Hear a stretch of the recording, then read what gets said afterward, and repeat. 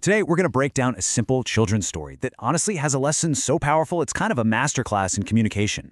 It's the tale of a rabbit and a lion, and it shows us how to tackle a conflict that seems totally impossible. Let's dive in. Right off the bat, the story asks this one big question. Can a tiny little rabbit actually become friends with a huge, mighty lion? I mean, it immediately sets up this incredible tension. It feels impossible, doesn't it? It's like a classic David and Goliath thing, but with a really interesting twist. The goal isn't to beat the lion, it's to befriend him. Okay, so to really get why the solution works so well, we first have to understand the problem. So let's set the scene and get a feel for what this force was like before our little hero decided to make a very big change. So our story starts in what seems like a perfect place. A beautiful, idyllic forest. It's lush, it's green, it looks peaceful. But, as we all know, appearances can be deceiving. There's something really off balance in this little world. And here is our protagonist, a little rabbit named Chintu. Now, the story makes a point of telling us he's small. That's not an accident. He basically represents the vulnerable, the gentle, anyone without a lot of physical power. And here's the source of that imbalance we were talking about, a great big lion. But the key detail here isn't just his size. It's the feeling he creates in everybody else, fear. The entire community is shaped by this one single emotion. So what's he actually doing that's causing all this fear? He roars, very loudly. It's this big display of power that's meant to intimidate and keep everyone away. That roar, that's the central problem that all the other animals are dealing with every single day. So we've got our setup, a whole community basically paralyzed by fear of one powerful individual.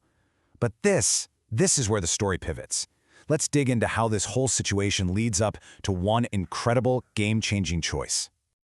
Yeah, this slide just nails the conflict perfectly.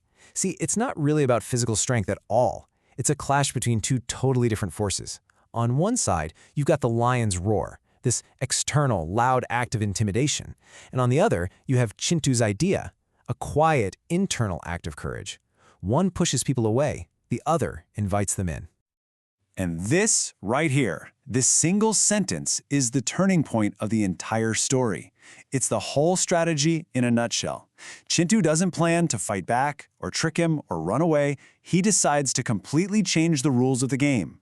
He's going to meet that intimidation not with more aggression, but with love. That's a conscious, strategic decision. Now, making a brave choice is one thing, but actually following through on it, that's another story.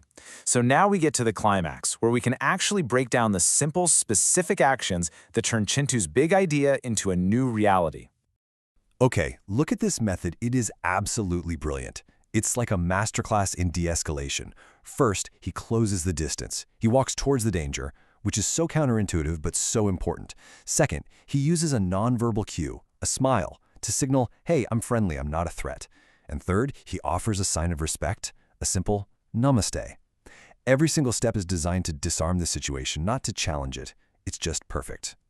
So what was the result of this incredibly brave strategy? Well, it was immediate and it was profound. The lion became happy. The story doesn't say he was confused or angry or suspicious. Chintu's kindness was met with a positive emotional response, plain and simple. And here's the proof that it worked. That very action that defined the forest's fear, the loud roaring, it just stops. And get this, Chintu didn't demand it. He didn't even ask for it. The change in the lion's behavior was just a natural result of changing the interaction itself. So the immediate problem is solved, right? The roaring has stopped, but the impact of what Chintu did goes way, way further than that.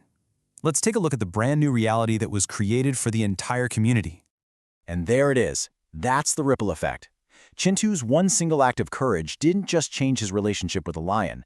It changed the entire social fabric of the forest. The source of all their division has now become the reason for their unity. And that defining emotion of the community, the fear that hung over everything, it's completely transformed.